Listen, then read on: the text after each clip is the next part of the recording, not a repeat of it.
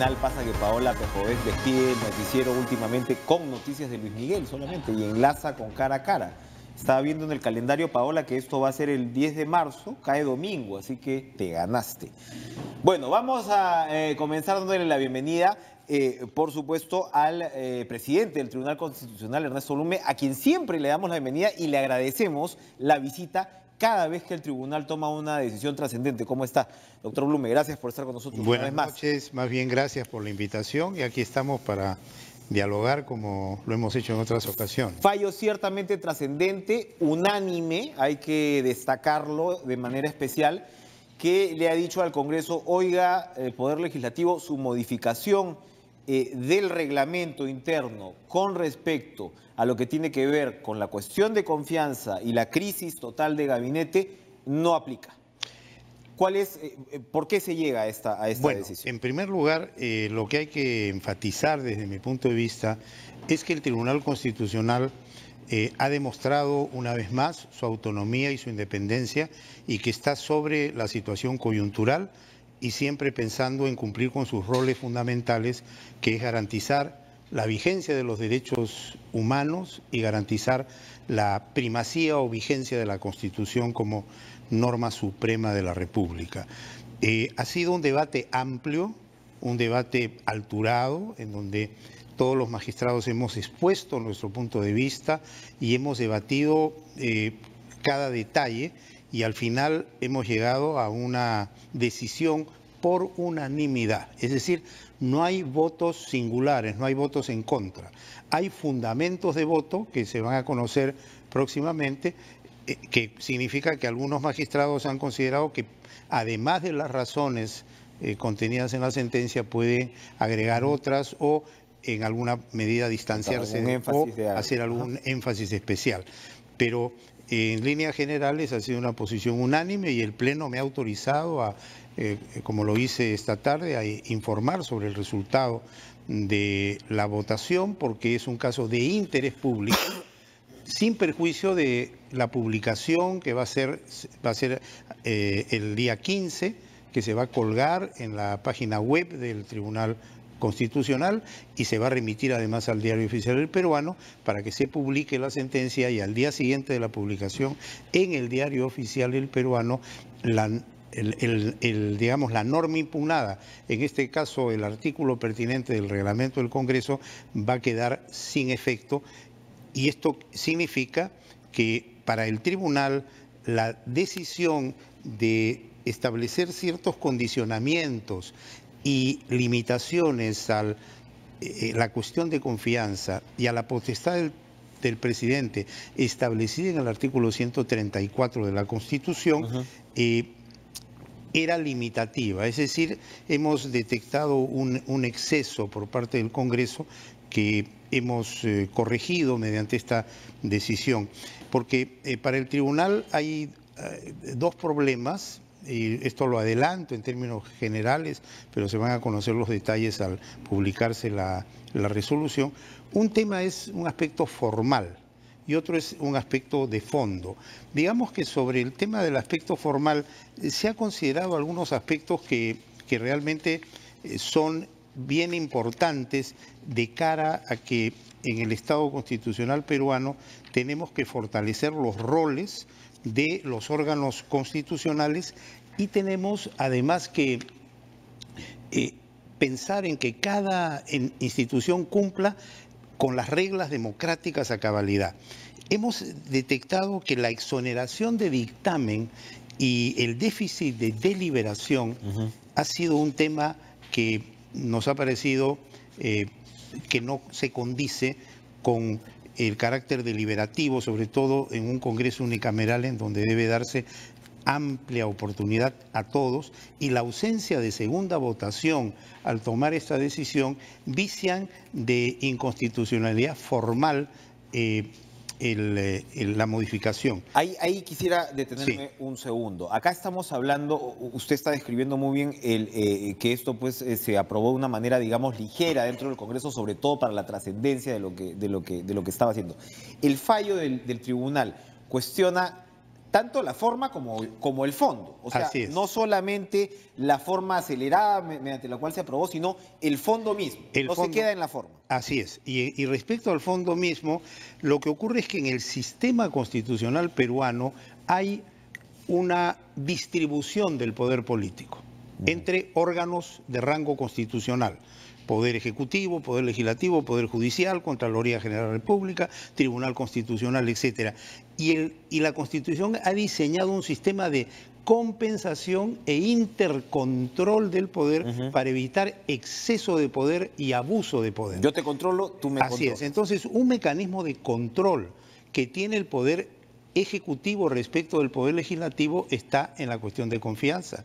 Como a su vez, en la cuestión de censura o el voto de censura está en el Poder Legislativo respecto del Poder Ejecutivo. La gracia de la censura es que el Parlamento no te pueda censurar indefinidamente. Claro. Entonces tiene que haber un mecanismo de control. Y esta modificación lesionaba parcialmente la potestad que el artículo 134 le da al presidente de la República cuando se producen dos denegatorias de confianza.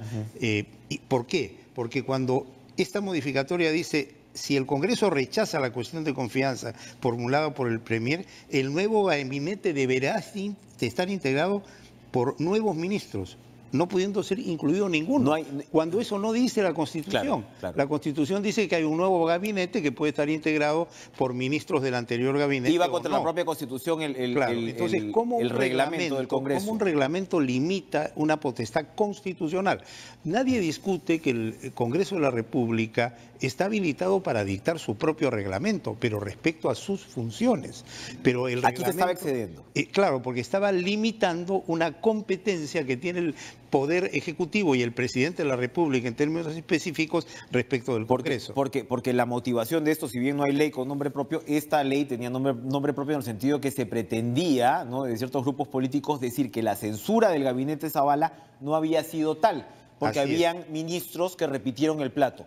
Esto políticamente nos llevaba a concluir que el presidente Martín Vizcarra no tenía lo que podríamos llamar la bala de plata o el as de corazones de poder decirle al Congreso, pongo cuestión de confianza y si tú no me la aceptas, pues yo estoy capacitado constitucionalmente para cerrar el Congreso. Así es. Eso, según la interpretación de este reglamento, no iba a ocurrir. Así es. Y esto cambia, como usted dice, a partir de la propia publicación. Decir, rescata la competencia constitucional que le otorga la Constitución al presidente de la República. Eso entonces ha estado por encima de cualquier... Sí, así es. No, pero quería agregar lo siguiente. Además, hemos considerado que hay que resguardar lo que se denomina el núcleo duro de la Constitución. Es decir, los aspectos esenciales que hacen a la forma de Estado peruano y a la filosofía del legislador constituyente. Por ejemplo, rol de la persona humana, derechos fundamentales, forma republicana de gobierno, división de poderes, etcétera. Y en el tema de la división de poderes hay que ser cuidadosos, porque esa división de poderes implica que cada poder ejerza sus competencias sin que el otro se las limite ni las obstaculice. Y por lo tanto, eso es esencial.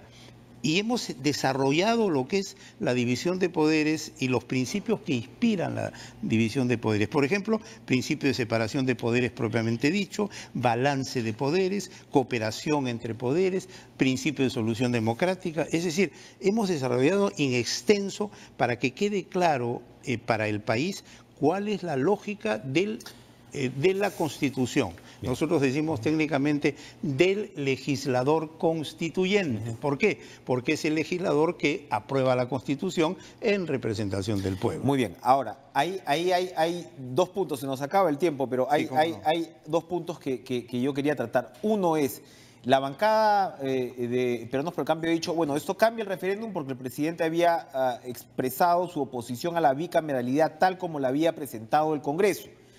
Pero claro, esto no habla de ello. En realidad, en el proyecto de bicameralidad se introdujo en el articulado constitucional estos elementos, ¿verdad? De eso estamos hablando. Bueno, mire, ahí... Ustedes no se meten directamente con el referéndum. Mire, yo quiero hacer una precisión. No me corresponde como presidente del Tribunal Constitucional, ni estoy autorizado para eso, dar una opinión al respecto. Porque el tribunal se limita el ejercicio de sus competencias.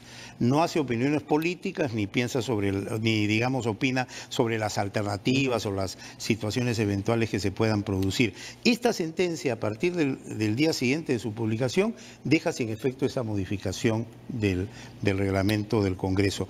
Y las partes, los interesados, todos deben analizarla y evaluar cuáles son los efectos ulteriores de la sentencia, pero nosotros no tenemos competencia para pronunciarnos sobre un proyecto de reforma constitucional. Claro, porque ellos estaban trasladando esta modificación del reglamento a articulados constitucionales, ¿verdad? Bueno, o sea, ese es un tema que tienen que evaluar. Lo que sí puedo decir es que el tribunal ha establecido como una línea a desarrollar que puede conocer de inconstitucionalidad de reformas si es que se sostiene que estas reformas afectan la esencia misma de la Constitución. Y es un caso que se evalúa cuando ya se ha producido la reforma y alguien impugna la reforma. Es decir, es una alternativa que está abierta como posibilidad en base a la jurisprudencia del Tribunal Constitucional. Pero en este caso concreto no nos corresponde opinar, ni debemos opinar, y en eso yo soy sumamente claro, pero sí que debe leerse esta sentencia, debe interpretarse y debe tomarse en cuenta los efectos de las situaciones futuras. Perfecto.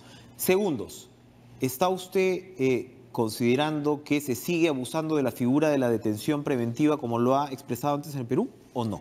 Mire, yo sobre el tema de la detención o la prisión preventiva he tenido varias intervenciones y creo que sumamente claras.